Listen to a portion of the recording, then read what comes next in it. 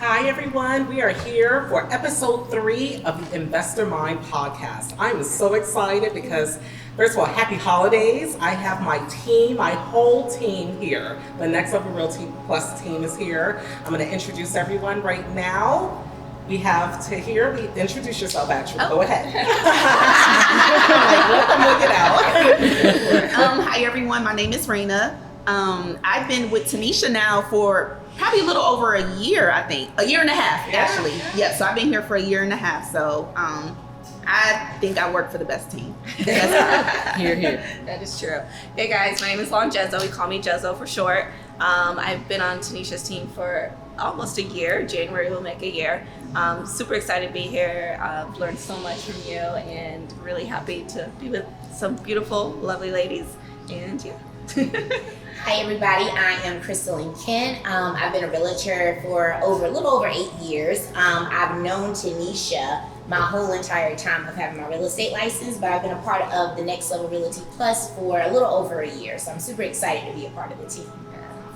Hi everyone, I'm Kiara. I am a native here in Charlotte, North Carolina. I've been a realtor here on Tanisha's team for about a little over a year as well, and the best team in Charlotte, North Carolina. Yes. Over here. Oh, I'm Jasmine Arevalo. So I've just gotten to the Next Level Realty Plus, and Anisha is super, super nice. So I'm so thankful I'm here. I'm super excited to even get started. So, and I've lived in Charlotte for my whole life. Hi everybody, my name is Teddy Johnson and I'm coming up on my year with Tanisha in January, so I'm super happy to be here and I love being around this group of ladies here. Yes. And I'm going to take the honor, everyone, to introduce my friend, I can call her, my very good friend, but also a dynamic colleague of mine. I worked with her prior to opening the Next Level Realty Plus, so we've worked together and it's been an amazing experience. You guys are in for a treat because who I'm introducing is someone with 20 plus years of real estate experience, and I'm so excited because now she is a home inspector. Apprentice. This is Bridget Linton and her home inspection company. I want to get this right, okay? So I want to just make sure I get this totally right. Everyone look out, okay? Because this company, I know I'm going to be supporting it. Lead Pro Home Inspections Plus. Wow. Congratulations. Everyone, don't let the stilettos fool you. Cheaters, stilettos in the wall space. I'm so excited to have Bridget here, and introduce yourself to everyone. Hi everyone.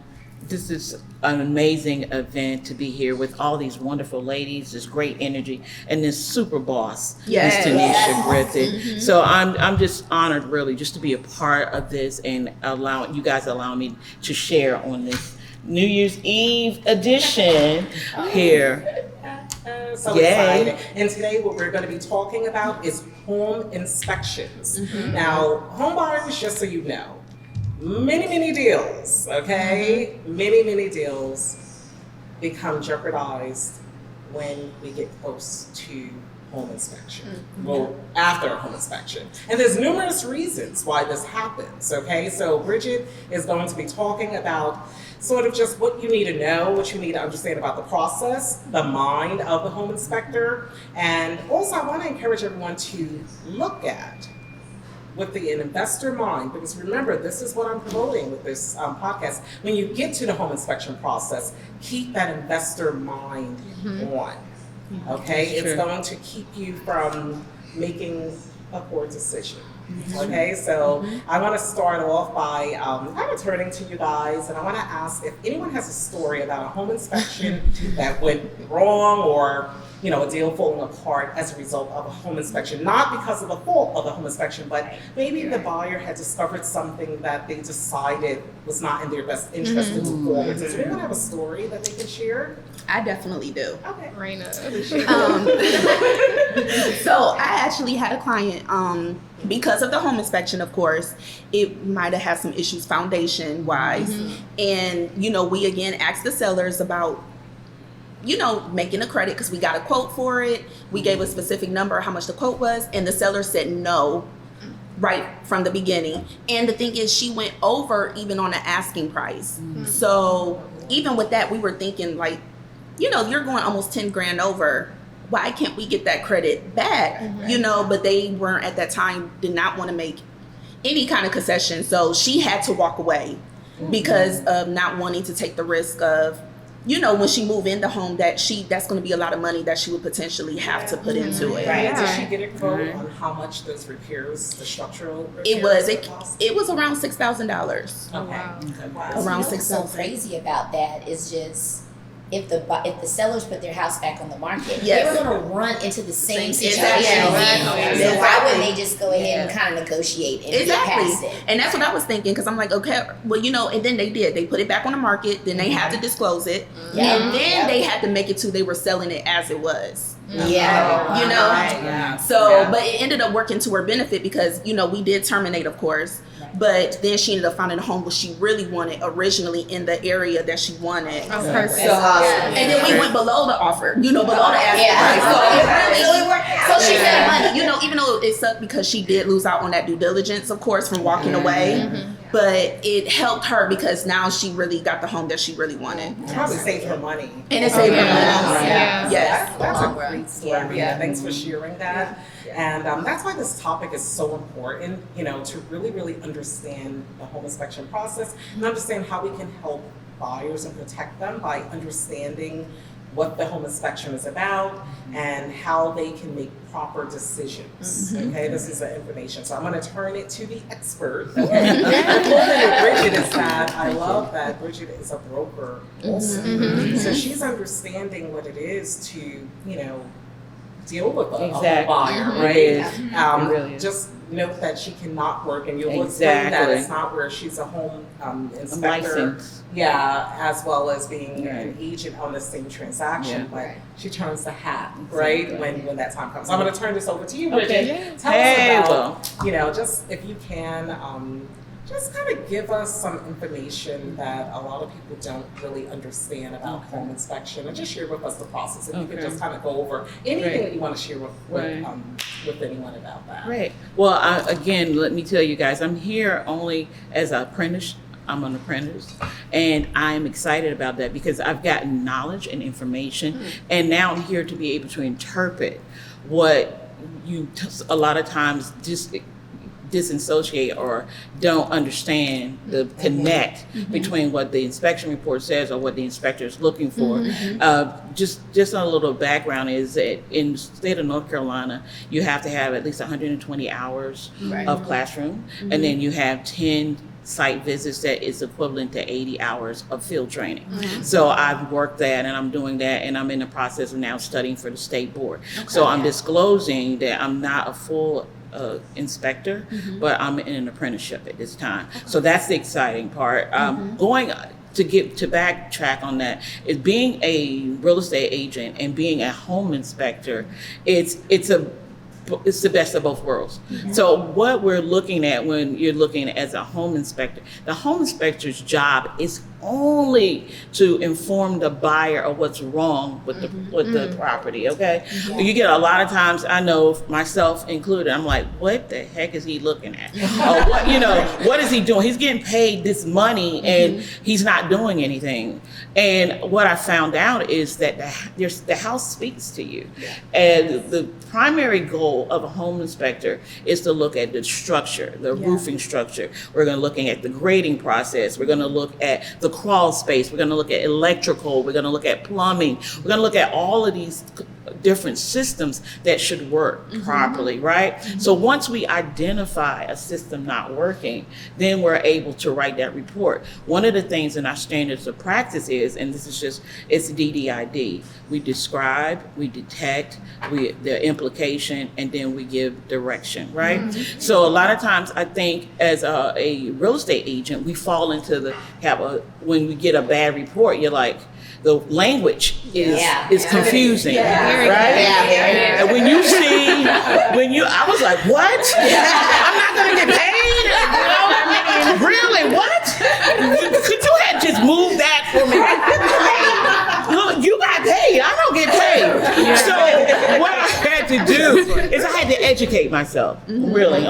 I took plumbing classes, I took HVAC classes, so I can change out toilets, I can change out sinks, those different things. I can change shower heads, different things, and I understanding that whole process. So what, again, back to the language of when you see repair and replace, that's the scary, right? And then you see, in times past, you would see to be repaired by a licensed contractor, right? So that's very expensive, right?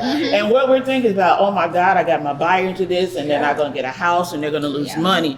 But the language is now been changed to make it more user friendly, for lack of a better word. Now they say by a contractor, a general contractor. You know, by someone who's a qualified contract. So it takes away those scary words like license, you know, that we're all afraid of.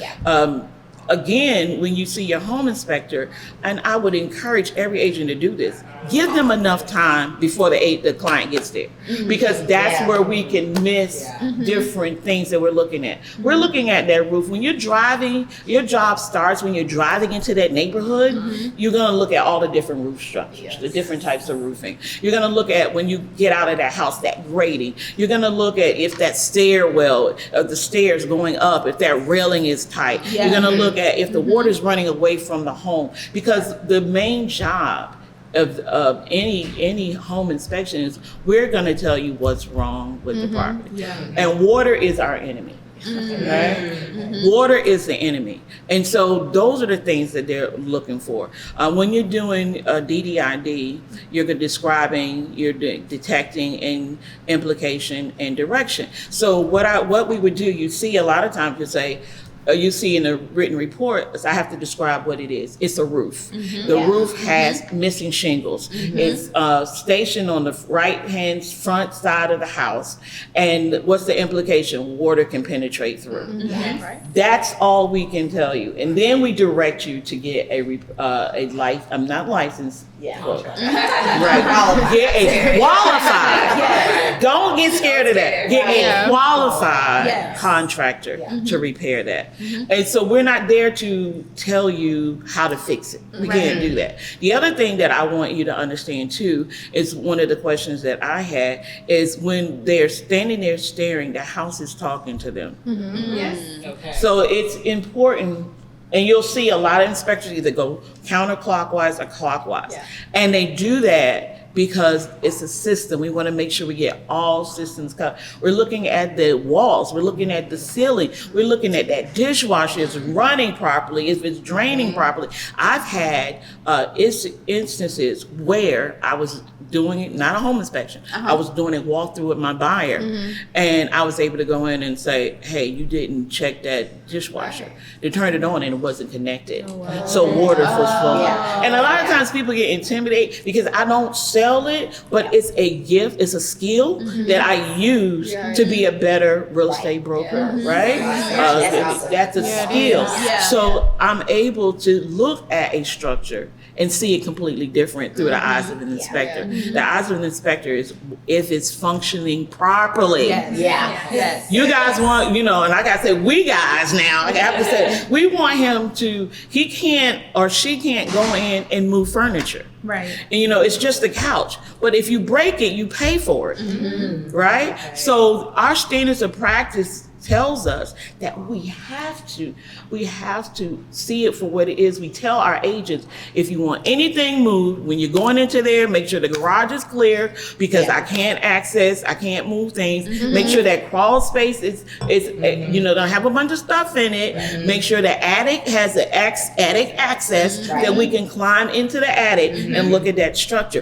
Those are the things that we need to be able to communicate so that your buyers can be informed. The sellers know that they have to get those things out. It's not on us anymore. I think that's really, really important. And that's even something that we can communicate with the listing agent. As if you're the buyer's agent, request that. Yes. That's Exactly. helping your client if you represent the buyer, because a lot of times, I think we had a story we were just talking about earlier where Crystalline had a story where there was things that were discovered after when they moved in. Yes. So I think that what you're saying, Bridget, is key. And I think that it's definitely something as agents we can actually do better with, you know, preparing for the home Exactly. inspection. Yes. Exactly. That's a very good point. I love it. Absolutely. I love that. I'm gonna use that Oh, going yeah. forward. Oh, yeah. And be kind to your inspector. So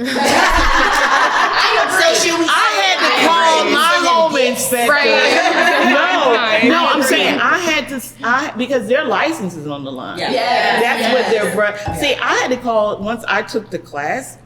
I had to call the inspectors that I use and said, I'm sorry. Wow. No, seriously. You don't Because there's understand so how much much work- liability Yeah. it is. And the other thing you have to understand is once the inspection is done, a water heater can go out. Yeah. We're not here to tell you, oh, this water heater is going to go out in 5 minutes, or oh, you got a year life expectancy, because that's not our job. Right. Remember, we have to disclose, right? Yes. And as agents, we can't even, even though we know accounting, we can't be an accountant for our clients. Right. So the same thing with the home inspector. Even though I know it's broken, I can't tell you, or I see there's something that needs to be repaired, I can't tell you how long you have on it. Yeah. Right? We can't disclose that. We don't know because we're home inspectors, and what is our job again?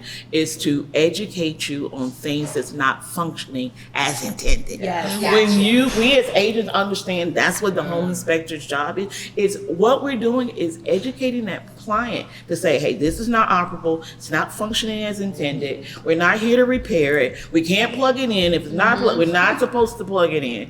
You know what I'm saying? We're not supposed to take the plug out. If you want us to check that electrical socket, make sure all the plugs are out, because we're not really supposed to do Agents that. need to really have a checklist. Yeah. Well, I mean, it is. Require the seller. Well, you know, you don't want to be Agencies. so, but you don't want to be so, you know, as nitpicky, but we want to educate you on what your expectation is Yes. for us Right. and what we're, Yeah. and you can help Yeah. manage that. Yeah. If you just want to make sure things are clear in the garage. Yeah. If you can't, how can we move things? We can't do that. True. Yeah. Those small things like that are very important. You know, we're not going to be able to get behind that couch and check that because we can't move the couch. If you break it, you pay for it. And then when you look at it's only $400, that's not a lot of money. Right. Because even though, you know what I'm saying? You look at, oh, you only been here an hour and a half and you get $400. No, but I have to go through an hour and a half. It's not that when I get back, I got to write that report up. Yeah. That's more time. That's It's time. time. So if I'm doing 3 inspections, each one gets at least 2 to 3 hours. Wow. And that's not including drive time. Right, exactly. And that's not including gas. So when you break that little $400, it's not really a lot. And let's face it, that crawl space is not the Yeah. I ain't No, doing I'm that. not getting in the crawl space. No. Yeah. My mind is blown. Yeah. I picture Bridget, little petite self with stilettos on with a hazard mask going under the crawl my space. God. I think it's amazing. It is.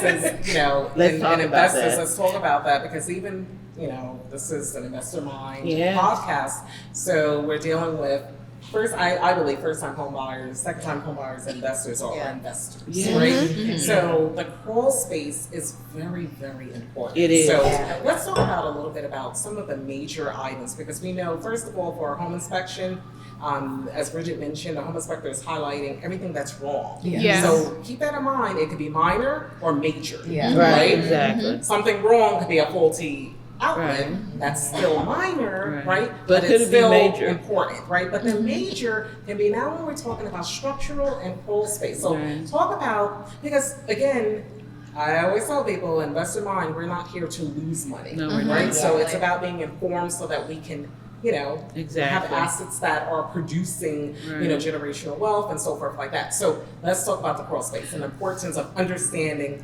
what's under that crawl space. So again, I said before, water is the enemy of any house.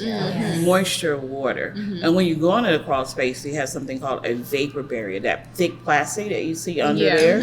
That's protecting that area from moisture, right? And you can only protect it, but it plays a major role in protecting that, right? So what you have when you have moisture, what happens? We can't say it's mold. That's the other thing I want you to understand. We can't say it's mold. I did not say it's mold. We can get dinged at the real estate commission because we're not mold remediation. We're not a remediation.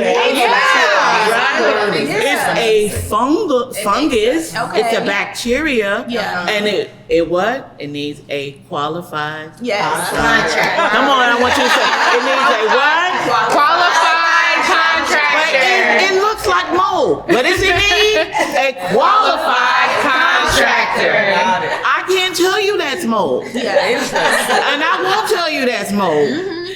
But those are the things that you're looking for. When you're going under there, you're going to see, fungus, you're going to see certain bacteria, and you're going to see, we're looking at the floor joist. We're looking at the plumbing and how is there any drainage problems coming, any leaks coming. We're looking at HVAC systems are under there. Water heaters are sometimes under there. So you're looking at all those things. Is it functioning as intended? Now, when you're talking about structure, you're going to look at the whole circumference of that crawl space. You're looking at the columns. Are the columns correctly put? Because a lot of times, you go into a house, and the floor kind of goes like that, and then goes back up. So that's going to give me an indication when I do the home, when I go under the crawl space, let me look at that floor system, the floor joist in that system, right? And let me test and make sure it's a balance of moisture in that system. You're looking at cracks along the foundational wall. Those are the things you're looking for. We're looking at, I always say, effervescence.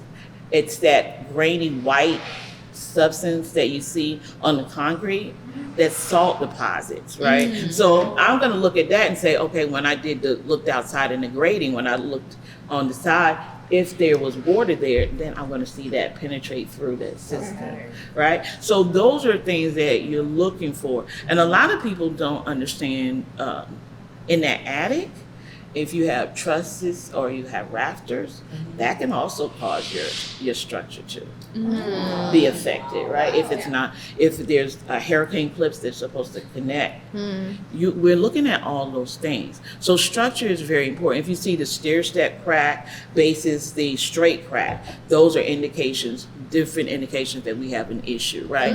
So what the understanding behind that is, when you have a system, there's a roofing system that goes down to your wall system, that goes down to your floor, down to your studs. And so what happens is there's a weight. They call it a heavy load, rain, snow, anything affects that load is transferred down into the ground, right? So those are the things that when we look at the roof and we look at your foundation, those are the things that's going to affect your structure. Wow, this is amazing. As you guys can see, there's so much information.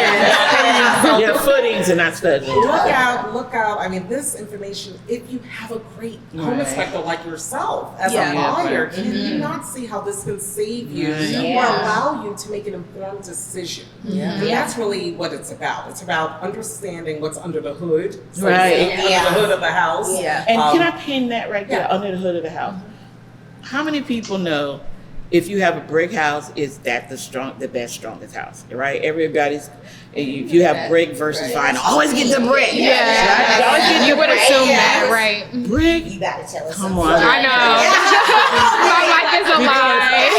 I thought it told the strength of the house. The house is the wood. That brick is only the exterior.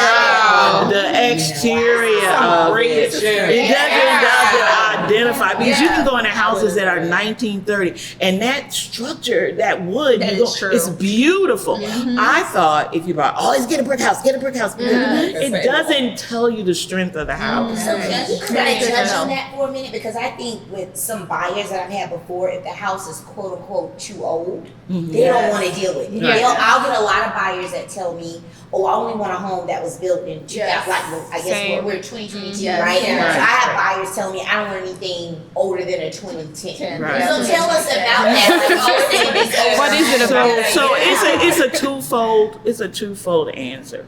So when you're looking at an older home, you got to take in consideration electrical, Yes. plumbing. Yes. Uh-huh. Those are the issues that cause a lot of problems Yes. with older homes, Yes. right? The framing is usually good, and you can see where they have been replaced. But what you're looking at now, anything you touch, you have to have a forgive me, I'm having a blank. But anything, it has to be brought up to code. Got it. Yes. Exactly. And I've seen that before. Where they'll So say bring it up. yeah, update it to has to code. be brought. Anytime you touch it, you gotta bring it up to code. Yeah. Even when you're changing cabinets, you know, wow. because it's a load and it's attached to the wall, and all that's going down to the footings. So you have to bring it. So you can't put, you know. Okay, I'm not gonna say that. But this is a podcast. I can say Yeah. So yeah. I mean, Bridget, I just have to thank you because I mean we're learning. Yeah. a lot. Yeah. I'm glad. That's why that's why we have this podcast, is so that we can all learn, and hopefully someone listening can learn about this. We want I you to thank know. you so much for coming on here and sharing this. We're going to wrap this segment here. Yes. Okay, and we want you to hang around, Bridget, for this because you could help us with this. Normally we do the follow your topic, but now we're doing swipe left or swipe right. Okay, so you guys are gonna enjoy this game here. You guys listening, I want you to have to swipe left or swipe right. Okay, so we're gonna have two scenarios, and we learned a whole lot with Bridget, and it's gonna be related to home inspections, and we wanna find out if it's house lemon from the scenario. If you think it's a house lemon, swipe left. If you think it's a house gym, swipe right. And I want everyone to keep their investor mind on. Gym right. All right, so who has the first scenario? Okay. All right, All right, guys. So Crystal, here's tell me. scenario one. Okay. A ranch home has 3 bedrooms, 2 baths. Square footage is 1,500 square feet. Built in 1995. The seller is not going to make any repairs. The buyer is purchasing the home $20,000 under the appraised value, and they are looking to keep the home for 10 years. The area has future development plans with new homes and major retailers. So, Miss Bridget came in as the home inspector, and this is what she said. She said there was a leak in the roof, we need gutters and a new HVAC, and the repair quote is $20,000. We swiping left as a limit, or we swiping right as we're going to keep it? I'm swiping right. I would say right. I would say right. Yeah, I would say right Because I too. feel like Right. it I would say balances out. right. Yeah. 20,000 undervalued. Yes. And then my repairs are 20,000. That's Yeah. net zero. Exactly. And then Exactly. plus, it's important for us to let the buyers know the seller doesn't have to make repairs. They don't have That's what's very important. Yeah. The Yes. seller does not Yes. have to Yes. make repairs. That's right. So those That's things huge. are important to know when we're talking to a buyer. But minor things like that, we wouldn't be. We're only reporting that what's not Yeah. functioning. Yeah. And as a home inspector apprentice, guys, as a home inspector apprentice, I don't write reports. I can't do any of that. Right. Yeah. But I can just use my knowledge. Right. Right. for what And I one of do. the things I would just say, remember, as an investor mind, keeping an investor mind, look at the total picture when Yeah. you're making Yeah. a decision. A lot of times, home buyers, we get so you zone in on these small things and you get Yeah. afraid. Remember, we don't do fear. With Yes. an investor mind, we don't Yeah. do fear. We make an intelligent decision based on the information, but the overall picture must align with your goal. Right. That's Okay, true. so I we hear have to, you. and that's why it's what's good for you may not be good for someone else. But if we're Exactly. looking at this from a general investor mind standpoint, we're swiping right. Right. Okay, so now let's go to the next episode 2. All right, so for the next scenario, home number 2. This home is a 4-bedroom, 2-bathroom home with a basement. 2,000 square feet, built in 1975. Seller will make no repairs. Homeowner is purchasing the home at market price, and they are looking to keep the home for 5 years and use the home as a rental property. Estimated monthly rental profit is $400. Home is located in a well-maintained, established community. Home inspection results: structural damage, mold in the basement, Oh. leaks in the room. I thought they can't say mold. They had a mold remediation stuff. That's what happened. It wasn't saying that. We didn't say that. They had a mold remediation specialist come and take care of that. Yeah, right? I'm sticking up for my homies. Details. Leaks in the roof. HVAC is old and not working. Plumbing issues. Repair quote $40,000. I'm swiping left. All the way left. I'm left. Is everyone swiping left? Yeah. One of the things is 1975, there's a that's what got lot me. of different things going on. Remember 1978 is lay-based pay. Yes. Right. So we got that.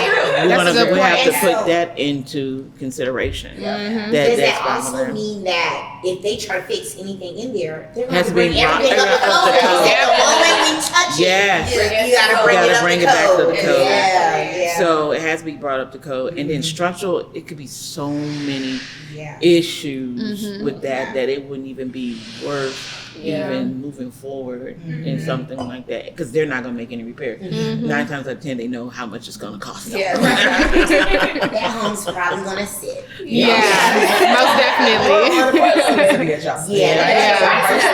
There's a lot of different variables and solutions, but can everyone see why it's important to have a home inspection? Do not waive your home inspection. Don't waive. Investors do not No. waive your home inspection. No. So, No. I mean, this was like so much information. Yeah. We could keep going on, but we're gonna wrap up here. And I mean, did you guys not learn a lot? Yes, so much. Yes, thank you. And please, everyone out there, like, subscribe, and share.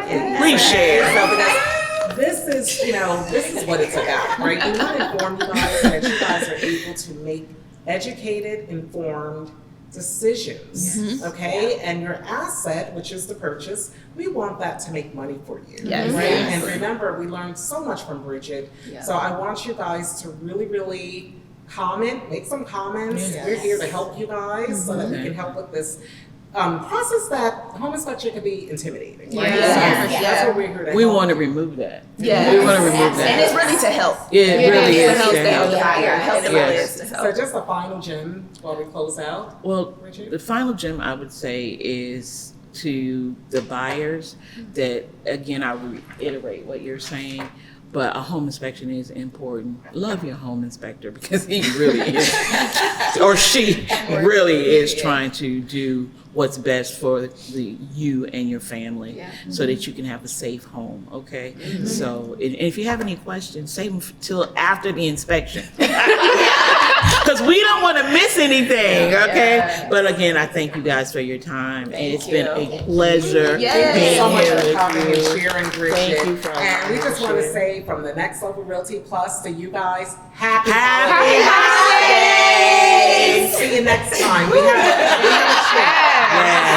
have a treat. Episode 4, we have Benny Pugh who would be here. Oh, that's gonna be good. It's Your Time Conference. Yes. Okay, follow us on Instagram and Yes. get your tickets. Yes. We're gonna be here, okay? I'm gonna be in a panel and you guys are the treat. So we'll see you guys for episode 4. Yeah.